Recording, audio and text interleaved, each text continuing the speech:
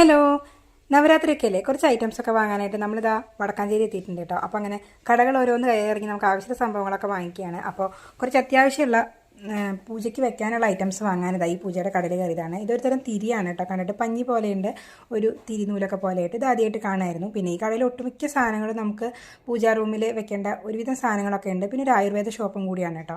അപ്പോൾ അങ്ങനെ നല്ലൊരു കൃഷ്ണൻ്റെ വിഗ്രഹം കണ്ട് കുറേ മാലകൾ, നെയ്യ്, അതിൻ്റെ കൂടാതെ തന്നെ ഇതാ കരിമ്പും അവിടെ ഉണ്ട് കേട്ടോ. അപ്പോൾ നമ്മളിതാ ഇതുപോലെ ഒരു മഞ്ഞപ്പട്ട് വാങ്ങിയിട്ടുണ്ട്. നമ്മൾ വീട്ടിൽ പൂജാമുറിയിൽ തന്നെയാണ് കേട്ടോ പുസ്തകങ്ങൾ വെക്കാറുള്ളത്. അപ്പോൾ പിന്നെ ഇത് അവിടെ നിന്ന് തന്നെ കരിമ്പൊക്കെ വാങ്ങിയിട്ടുണ്ട്. പിന്നെ ഒരു ചെറിയൊരു പലക വാങ്ങി, അതുപോലെ തന്നെ മഞ്ഞപ്പട്ട്, അങ്ങനെ കുറച്ച് ഐറ്റംസൊക്കെ ഇതാ ഇവിടെ നിന്ന് തന്നെയായിട്ട് നമ്മൾ ഒരുവിധമൊക്കെ അവിടെ നിന്ന് തന്നെ പർച്ചേസ് ചെയ്തിട്ടുണ്ട് കേട്ടോ. വീട്ടിൽ വന്ന് നോക്കിയപ്പോഴാണ് ഇത് അതുപോലെ ചുവന്ന പട്ടിരിക്കുന്നത് കണ്ടത്. കഴിഞ്ഞ വർഷം വാങ്ങിയതാണ്, അതങ്ങനെ ഫ്രഷ് ആയിട്ട് ഇരിക്കുന്നുണ്ടായിരുന്നു. അപ്പോൾ നമ്മുടെ കടയിലൊക്കെ ഒരു തിരുവിടാട കണ്ടിട്ടുണ്ടായിരുന്നു. അപ്പോൾ ആ തിരുവിടാടയ്ക്ക് ഒരു ഏകദേശം ഒരു 110 രൂപ വിലയുണ്ടായിരുന്നു. അപ്പോൾ അത് ഞാൻ നോക്കി വെച്ചിട്ട് നമുക്കെന്നാ വീട്ടിലുണ്ടാക്കിയാലോ എന്ന് വിചാരിച്ചു. അപ്പോൾ നമ്മളിത് എടുത്ത് വെച്ചിട്ടുണ്ടായിരുന്ന ആ ചുവന്ന പട്ടിലാണ് കേട്ടോ നമ്മൾ ഉണ്ടാക്കാൻ പോകുന്നത്.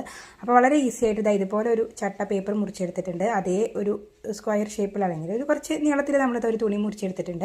അപ്പോൾ അതിൻ്റെ അടിയിൽ ഇതാ ഇതുപോലെ ചട്ട വെച്ചിട്ട് ഒന്ന് അടിച്ചെടുക്കുന്നുണ്ട്.